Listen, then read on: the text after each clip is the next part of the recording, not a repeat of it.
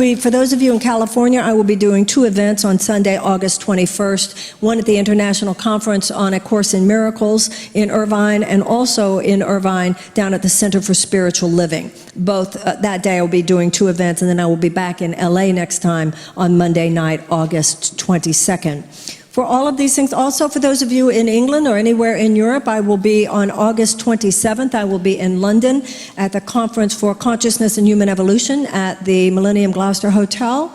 For all of these, information about all of those things, go to marianne.com. And also, if you've never signed my email list, I hope that you will, so that we can keep you up to date on stuff that's going on.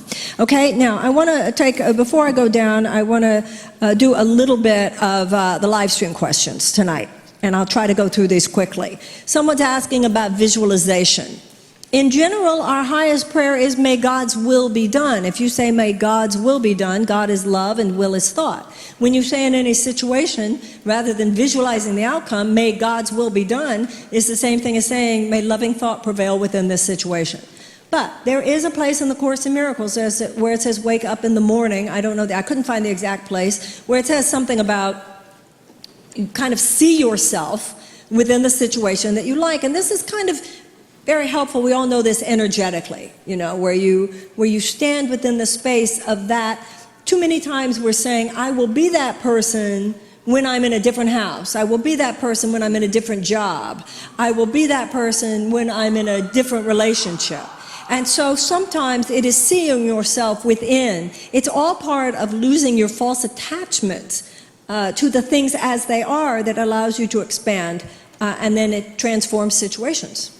Okay, this is the link between forgiveness and the need of interacting with the other person. You know, this idea of the fact, you know, this person says she has a very negative, a family member with a lot of negative behavior. Does forgiveness mean I have to, you know, continue to interact with this person? This is an important issue in the Course in Miracles. The Course in Miracles says, all who meet will someday meet again until the relationship becomes holy. And as I said earlier tonight, if you don't get into the work of forgiveness with them, all you're going to do is meet up with that issue in somebody else anyway. However, that doesn't mean we have to have lunch next week. Okay? And sometimes forgiveness is easier when you're not in my face for a while. So forgiveness doesn't mean that I have to be in interaction with you. But from a Course in Miracles perspective, it does mean I am open to knowing that we will someday. You know what I'm saying? Obviously, we're not talking about extreme, like, violent behavior or something. But does that make sense? And particularly with family members. Family members, it can be tough. But yes, even with a family member, if there is some behavior that you just don't feel that you can be in the presence of that person and be in that non-judgmental place, sometimes time and space can be very helpful. Okay? This woman, or this man, is asking something very much about what we were talking about tonight. I started the workbook last year, have a question about seeing the reflection of another. If everything is a reflection and I see an angry, abusive man shouting at his wife, and that triggers me, what is reflected to me? Does that mean I have addictions that I abuse on some level? No, actually. It's kind of interesting. If you see someone, it's like we were talking about earlier. If I go into reaction against your behavior, I will actually not be as powerful as if I'm not in reaction. It's simply, I must do what I must do. If you're abusing someone, I must stop you. My emotionality around it will not make my behavior stronger. And my spirituality around it will not make me complacent in the face of the problems of the world. See, that's what a lot of people seem to think. If I just love everybody, then I'll just kind of I won't be an activist, and I will just let things happen. And no, it doesn't, you know, it's like the difference between white sugar and nourishing food. Anger and judgment are adrenaline, but it's like white sugar, and you'll crash, and it's not long lasting. You know, a friend of mine was telling me the other day, he said, you know, I was meditating, but then I stopped because after a week I'm so happy I just don't care about stuff. And actually that conversation has come up a little bit here. I said, no, you're just in that transformation And I use the same image. You're transforming from white sugar to nourishing food. So at first it feels like you don't have as much energy. You actually have more. He said, but I just don't feel like doing stuff. I said, you will. Let me know. Believe me, I said. Because it will start coming through you as guidance. But that's what conversion means. It's like converting from one power source to another within you. So it takes time. Your nervous system is like, whoa, okay.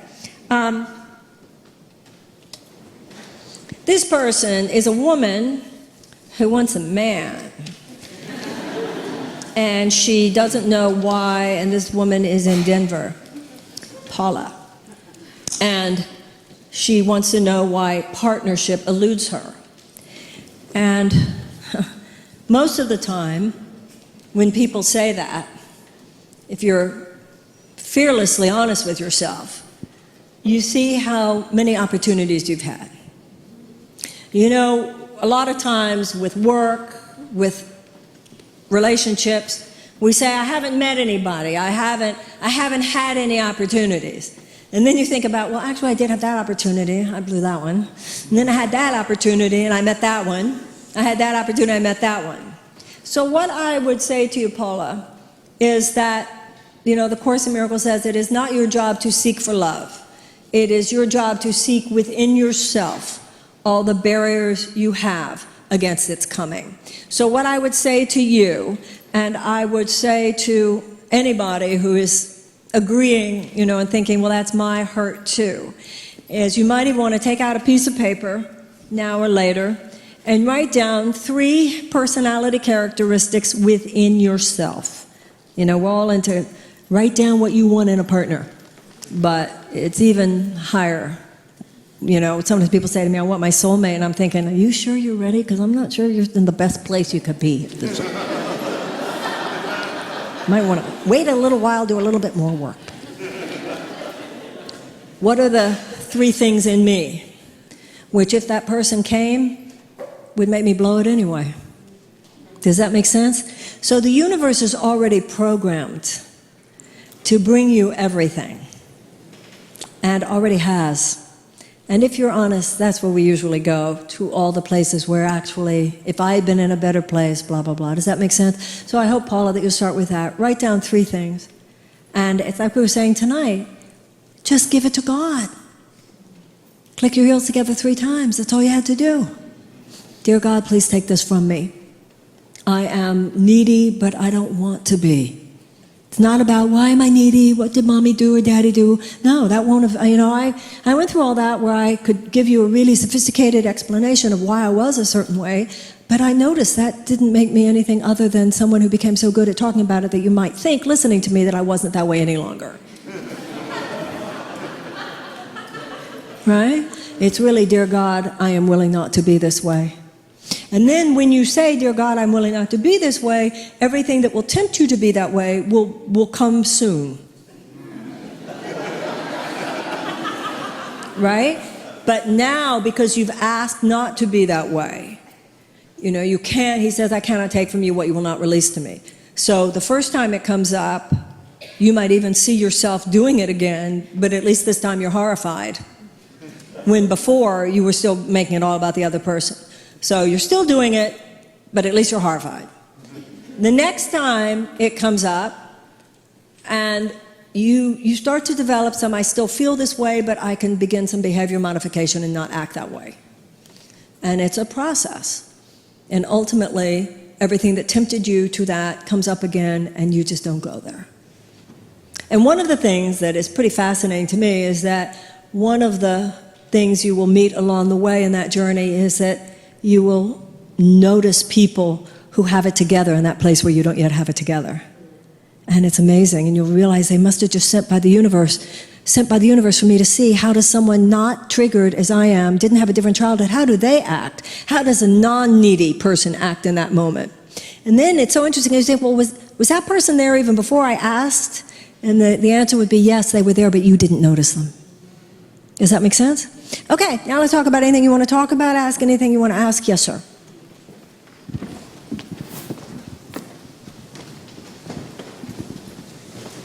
Oh boy, let's hope I can get through this without crying.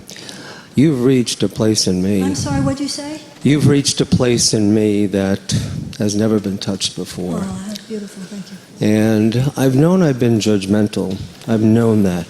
I just didn't know to what degree I've been judgmental. And I look throughout my day, people on the bus, people on the street, people on my job, people I've texted with, people I've, just so many people.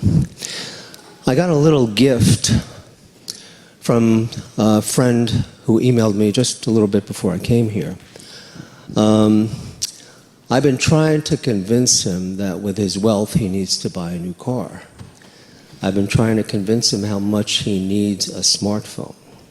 He doesn't want it. He doesn't want a new car. That's one example of many, many, many. So after I told him exactly how he could live his life better with my advice, I don't want to treat him like that anymore. I really, really don't. And that's just one person. So what I'd like to do is I'd like to repair that relationship. Now, do I do it with a letter, email, phone call? Okay, so the answer to that from A Course in Miracles perspective, you have quote-unquote accepted the atonement, i.e. you've accepted the correction of your own perception. Now from that place you will know. It might be that nothing will be necessary because remember, all minds are joined, so he got it. Already when he thinks of you, he gets it.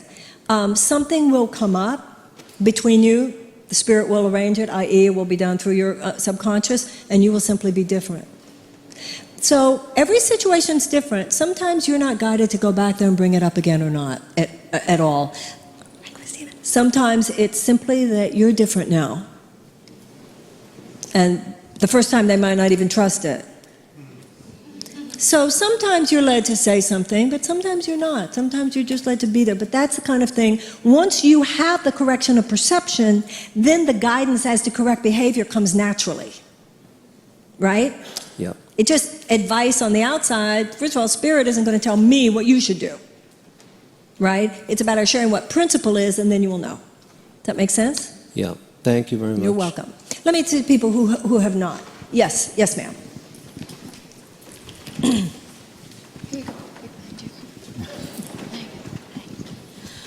Marianne, could you say something about purification? Because that's mentioned in Yes. the text. Yes. And in relationship to what you've been discussing tonight. Yes. Which is how to deal with yourself. Right.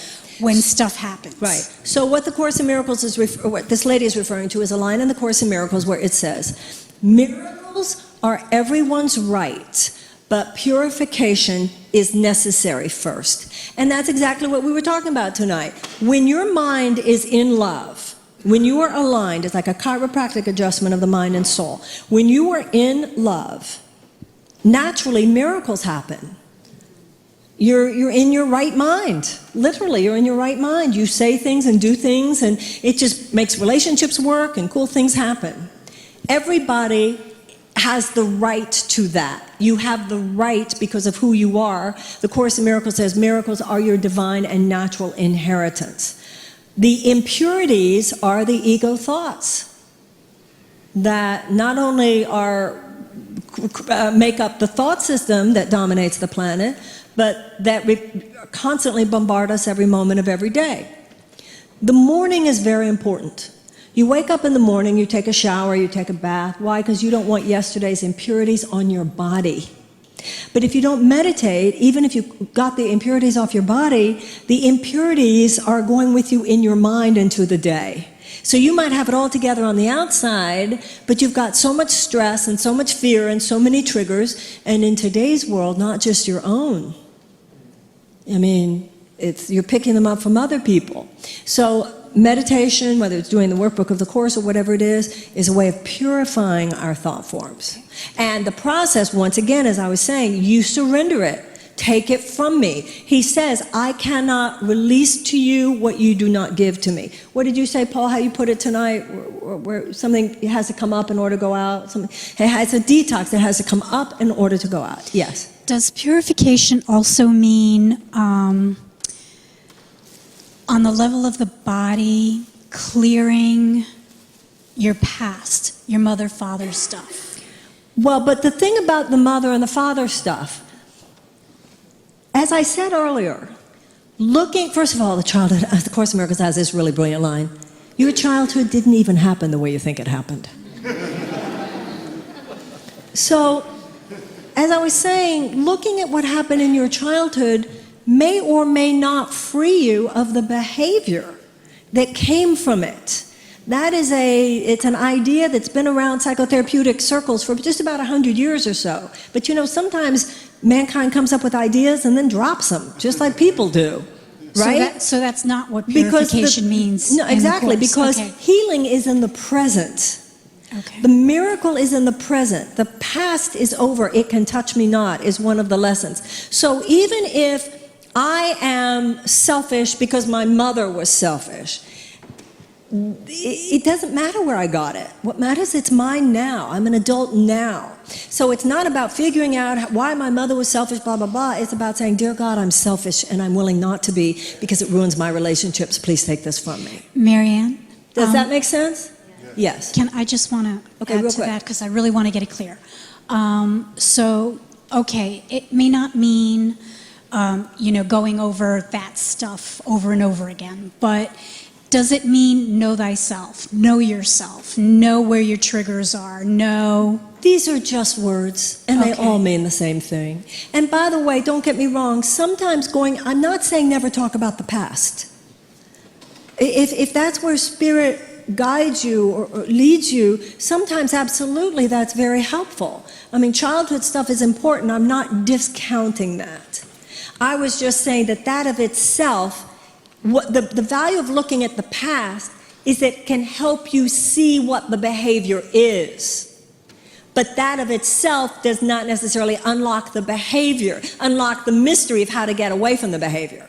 But it can help you see that's how you are. But then getting over how you are is still giving it to God.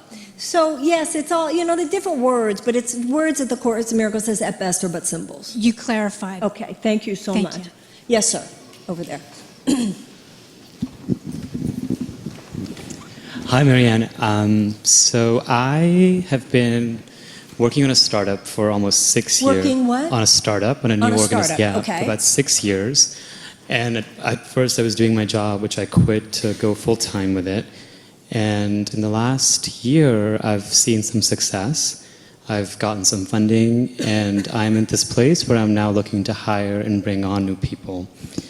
And I've got a few incredible candidates who are pretty much fit the job description, but I am kind of overtaken by fear to bring them on. What if, they fail me, or what if there's just so many fears around bringing new people on and trusting them with this baby that I've been building for so long.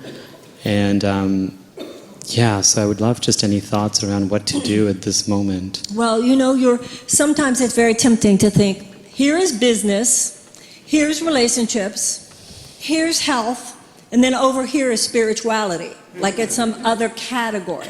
So it's really very positive that you get that this is as spiritual an issue as any.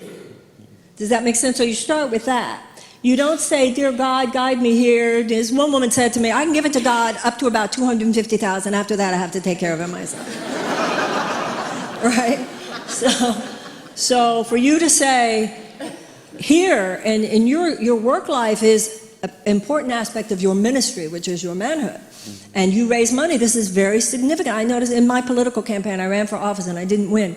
And all going back to the things, where did I make a mistake? Where did I make a mistake? Where did I make a mistake? I know I was guided to do it. Yeah, you were guided to do it, but once you did it, you started being guided more by people who supposedly know how to do politics. Right? So you want to know that who do I hire is as much a spiritually based conversation as anything. I wrote a book. I put all my stuff that to the extent to which I understand metaphysical principles on here, in my book called The Law of Divine Compensation, which we have here and you can find. because it might help you. It's metaphysics apply very specifically to your work life. So with this, as with everything else, the Course in Miracles says you are to make no decisions by yourself. When you ask that God make the decision for you, remember, God's not outside you, God's inside you. So it's not an abdication of your personal responsibility, it's the ultimate taking of personal responsibility. May my wisdom and not my neuroses make this decision. And the Course in Miracles says you don't know what's going to happen in the future. You know, I was reading in I was on an airplane the other day, and it was one of those business magazines, I don't know if it was Forbes or Inc. or something, I don't know. And it was all these very, very successful CEOs talking about how, I think the article was called How I Did It or something. Oh, my gut, you kept hearing this, my gut. Mm-hmm. And you know, and that's what the Holy Spirit talking to you is your gut, when your gut is that direct line from God. Does that make sense? Mm-hmm. So with that, as much as anything else, you pray over it and ask. I mean, I just don't understand. I mean, the idea of a gut, like I have a gut and I get it, but it's... Well, but they were not talking in spiritual terms, but right. You could tell, reading what they were saying, that's when the Holy Spirit speaks to you, that's what it is, you just have a feeling, it's a sense, or somebody says something, you just have a sense that it's correct. And also from a Course in Miracles perspective, if you don't know yet, don't act yet. That's why I've made a mistake at times, where I didn't have an answer, so I acted, and I should have just waited because I saw later all the information wasn't in, and if I just waited, if you don't get an answer yet, there's still things you need to understand that aren't here yet. That's Make helpful, sense? thank you. Great, thank you. Yes. Thank you so much. Thank you. It was really great to be here tonight. Thank you. So much of what you spoke about related to just kind of the day that I've had. And, you know, I was feeling really frustrated and tense when I was at home. I work as a part of a startup company as well, and I work remotely, and it's chaotic, and I was just feeling frustrated, and I sort of wanted to, you know, stay at home and be frustrated, and something was like, no, go to the lecture. Right. So I came. And I don't know how to phrase this exactly. I guess what I would love in life is to have the ability to sort of say, okay, we're all here, we're on a spiritual journey, and I messed up, I need to go meditate, can we just like pause, and I'm gonna go meditate for a moment, and then I'll come back, and then I'll be here in a more present way, and we can proceed. Are you talking with about a this. work situation? Yes, in this Okay. particular instance, Okay. or just sort of in life in Okay. general. I feel that there are often moments where sort Right. of in this space, Right. there are things that happen quickly. Right. And in my particular role, it's a lot of, you know, like deadlines, meeting expectations at a certain time, things shifting quickly. And I find it hard to stay present and spiritual in those conditions. And I don't know if you have feedback. Okay, on well, that. first of all, if it's very important. That's why you want to meditate in the morning before you even go to work. Mm-hmm. Because if you didn't meditate in the morning, then you're not in your center before you even go. That's number one. Number two, people are getting hipper these days. This stuff is becoming mainstream. There are a lot of work environments where you could say exactly that. And people would be, we hope you will. Right? Third, even if you don't use that language, you know, just on a purely worldly level. I remember somebody telling me this years ago when I wrote a first book or something. Somebody, and it was a lawyer, an agent, or somebody just very worldly, said, you don't have to speak at this meeting. It was some of the best advice I ever got. Sometimes we think we're called on to speak, and if you really notice how the most powerful people act, they don't feel the need to say anything if they're not ready to say something. I've noticed that the most powerful players I've ever been around are people who don't, if they are more than capable of saying, I'm going to think about this. I'll think about it and I'll let you know how I feel. So don't let the speed, you know, I heard Bill Clinton in an interview years ago say the mistakes he made were when he was acting too quickly. And I know for myself, my biggest mistakes, I acted too quickly, or I felt I needed to act, or I wasn't waiting. Wasn't letting wisdom form. And that's, you know, then you're just a chicken running around with your head chopped off. So speed can be a problem. So the fact that there's a deadline, don't let that rule you. Because, and I also heard a video many, many years ago of Werner Erhard, who was the founder of EST. And he had become a race car driver. And he said he went to this race car driver conference. And he was all excited to be around these guys who were like really major race car drivers. Because he just couldn't even imagine what it was like to be around these guys who drove that fast. And he said that when he heard them speaking among themselves, what he realized was that to the guys who really drove that fast, it was just like smooth, just hanging out in their living room. Time itself is part of the illusion. The most powerful people, even who make those decisions very fast, like when you see like doctors who are really on their game, like I was with someone once who was a emergency room doctor many years ago. Boy, when he was doing his thing, and I had another relation with somebody who was an airplane pilot, when they're doing their thing, to you, you just can't even imagine they do this and they do this, but they're in that place of concentration where it's not like, they're not at the effective speed. When you're really in your power, what might look to other people as speed, it's not that way to you. And so if you're experiencing it as that, you do need to go meditate. Does that make sense? Because time itself, the more superficial you're thinking, the faster things are going. The deeper your thoughts, the more time will expand for you. I remember a therapist who said to me once when I was very worried about a book deadline, I was so amazed because she didn't say, well, I hope you get it done in time. She said, I hope time slows down for you this week. Does that make sense? Meditate before you go, and if you feel yourself at the effect in that place, you don't owe it to anybody. You just can't be at your best if you're on that wheel. So I guess the bigger underlying fear for me is aligning myself with that deeper truth and Yes, saying, of course it I'm is. willing to align myself with this, even if it costs me that, which What do you seems think secure. being with God is going to cost you? Security in those moments where I feel pushed. Quite the and opposite. tense. How so? Okay, so you're saying that you'll be more secure if you're just in complete reaction and don't know totally what you're doing? See, my experience indicates to me that aligning myself with God is the way to go. I just feel that I'm sort of in this moment where, as you said, it's like the conversion, Okay, like the converting. so I'm going to ask you a question, but I know the answer. Do you do the workbook of the Course in Miracles on a daily basis? I have just started doing the workbook Okay. of A Course in Miracles. Good. I do other Okay. work. If you're doing the workbook, and I'm not saying the other work wouldn't do it, but I know that when you're doing the workbook of the Course in Miracles, you stop asking all those theoretical questions because you're involved in the answer. I'm on day 6. Okay. Keep it up. I will. Yeah. Does that make sense? Because you know what it's like when my mother told me I made chili and the chili was too hot, I put in too much cayenne pepper, and I called my mother and she said, get a raw potato and put it in the chili. And I was so amazed because it worked. And I've never forgotten that because that's how the Course in Miracles lesson of the day works. It's like the potato, the raw potato, sucked out the cayenne pepper. And the workbook lesson sucks out those kinds of questions. Because those kinds of questions are just your mind attacking you. If you're involved in living the solution, you're not like tortured by the questions.